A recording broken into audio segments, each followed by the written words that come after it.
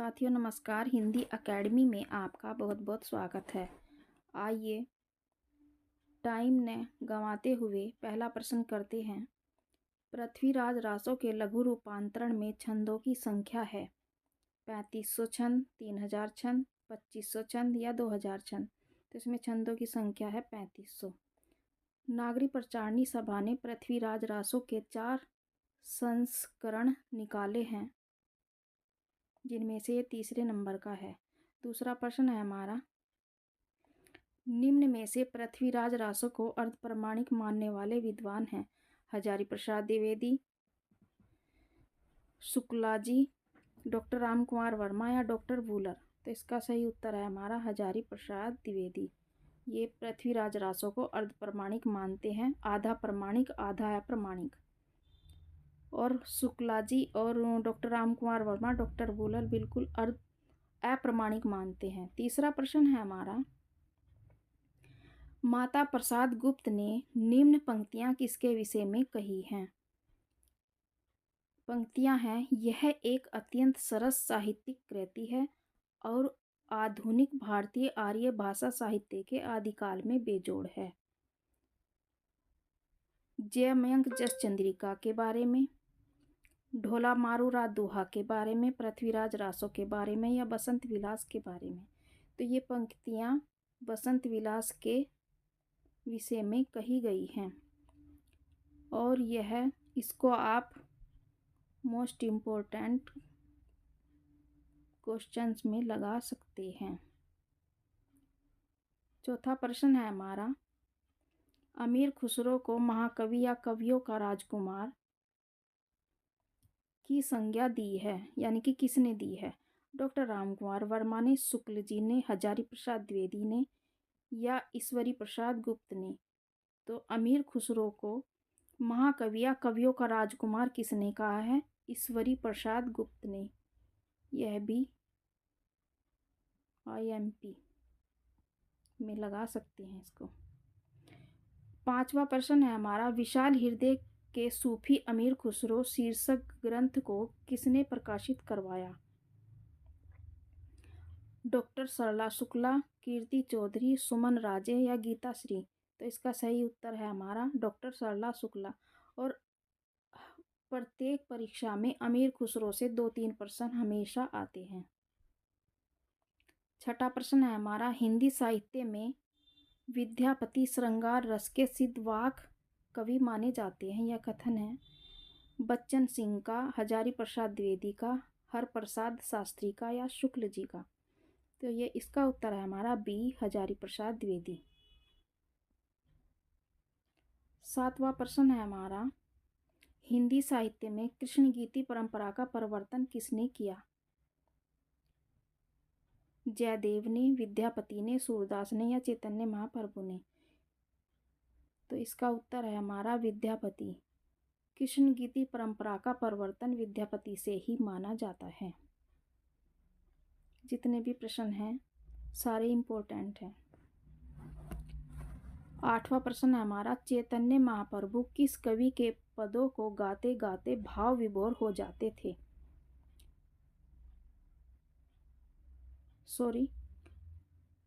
ये पूरा क्वेश्चन इस तरह है, चैतन्य महाप्रभु किस कवि के पदों को गाते गाते भाव विभोर होकर मूर्छित हो जाते थे।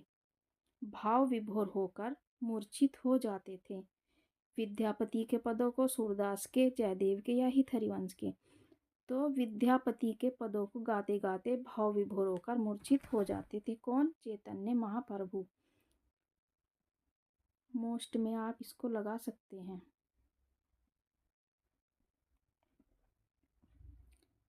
नौवां प्रश्न है हमारा, दक्षिण भारत की मीरा किसे कहा जाता है।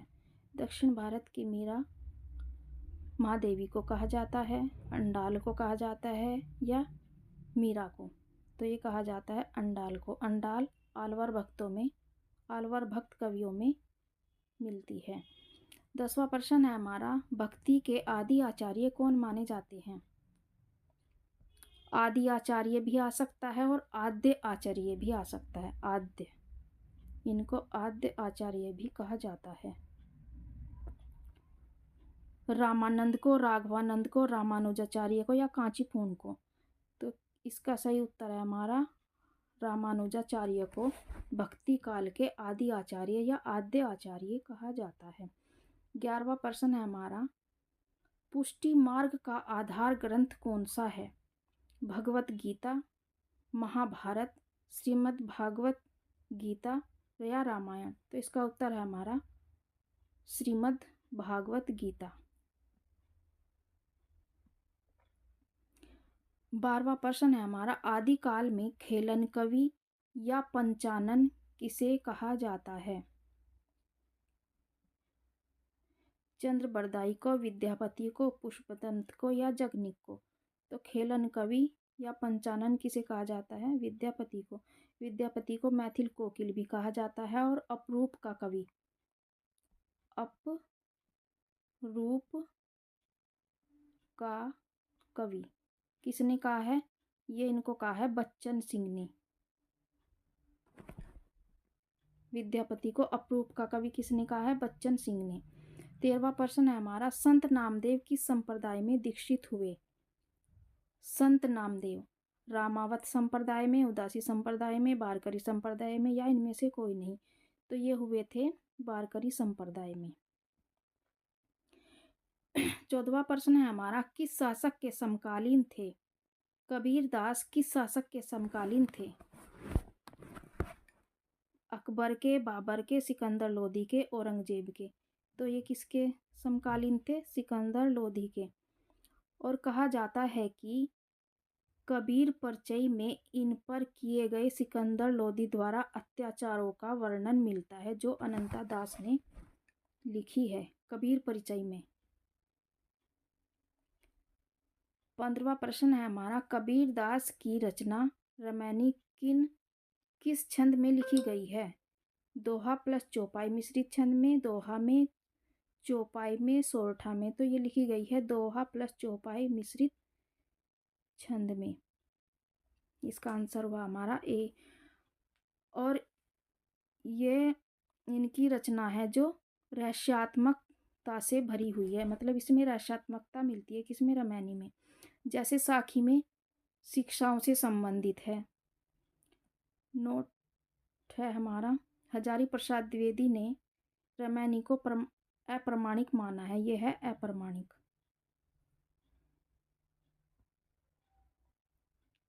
अब 10 प्रश्न है हमारे व्याकरण के। बार बार परीक्षाओं में आने वाले 10 प्रश्न बहुत ही महत्वपूर्ण हैं। पहला है हमारा, वाक्यांश के लिए एक शब्द। पहला प्रश्न पढ़ते हैं, विधानमंडल द्वारा पारित या स्वीकृत विधि क्या कहलाती है? जो विधानमंडल द्वारा स्वीकार की गई विधि है उसको हम एक नाम में, एक वाक्यांश में क्या कह सकते हैं? अधिनियम कह सकते हैं, नियम कह सकते हैं, विनियम कह सकते हैं या अध्यादेश? तो इसको हम कह सकते हैं अधिनियम। दूसरा है हमारा, निश्चित समय के भीतर पत्र का उत्तर न प्राप्त होने की दशा में अनुबोधक के रूप में भेजा जाने वाला पत्र प्रतिवेदन कहलाता है, ज्ञापन कहलाता है, परिपत्र कहलाता है, अनुस्मारक कहलाता है? तो ये कहलाता है अनुस्मारक, यानी कि हमने किसी को पत्र भेजा और उस निश्चित अवधि में हमारे पास उसका जवाब नहीं आया, तो जब हम उसको अनुबोधक के रूप में भेजते हैं तो वो क्या कहलाता है? अनुस्मारक। तीसरा है हमारा, जिसके समान दूसरा न हो उसको क्या कहा जाता है? अलौकिक, स्वर्गिक, अप्रतिभा,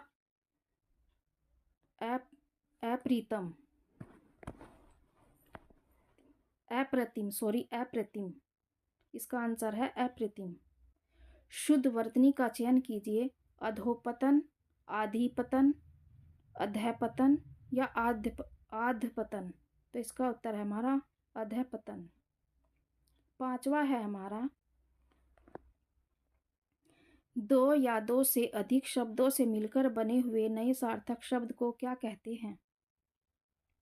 संधि कहते हैं, समास कहते हैं, अव्यय कहते हैं या छंद कहते हैं? तो इसको हम कहते हैं समास। और समास का अर्थ होता है संक्षेप, यानी कि दो या दो से अधिक शब्दों को संक्षेप में लिखना। और संक्षेप का जो विपरीत यानी कि विलोम शब्द है वो होता है व्यास। और व्यास का मतलब होता है विस्तार और समास का होता है संक्षेप। और ये याद रखने वाली बात है कि संक्षेप का विलोम शब्द व्यास होता है। छठा प्रश्न है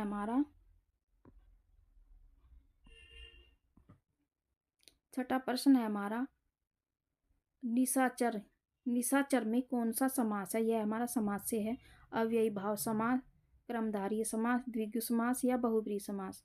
तो इसका उत्तर है हमारा बहुब्रीहि समास। बहुब्रीहि समास वह होता है जिसके न तो पहले पद की न दूसरे पद की प्रधानता होती है, बल्कि उसके अर्थ की प्रधानता होती है। जैसे निशाचर यानी कि रात्रि में विचरण करने वाले, अर्थात निशाचर राक्षस। सातवां है हमारा पर्यायवाची से। सेना का पर्यायवाची शब्द है अनीक, सैनिक, अरि, अतनु। तो इसका उत्तर है अनीक। सेना को अनीक भी कहा जाता है। विभावरी का पर्यायवाची शब्द है चंद्रिका, तपसा, तरणी, क्षणदा। तो इसका विभावरी होता है रात, और रात को क्षणदा भी कहते हैं। चंद्रिका होता है हमारा ज्योत्सना का, चांदनी का पर्यायवाची। तरणी है सूर्य, तरणी सूर्य को कहा जाता है। नौवां प्रश्न है हमारा, शिव का पर्यायवाची शब्द है पिनाकी, लंबोदर, पिपासु या पिनाक। तो शिव का पर्यायवाची शब्द है हमारा पिनाकी। 10वां प्रश्न है हमारा, पिशुन का पर्यायवाची शब्द है पिशाच, चुगलखोर, पीसना, बेईमान। तो पिशुन का पर्यायवाची शब्द हमारा चुगलखोर है। देखने के लिए बहुत बहुत धन्यवाद। आप मेरे चैनल को सब्सक्राइब कर सकते हैं, लाइक और शेयर, कमेंट भी कर सकते हैं। यदि प्रश्न आपको अच्छे लगे हैं तो आप कमेंट भी कर सकते हैं। धन्यवाद।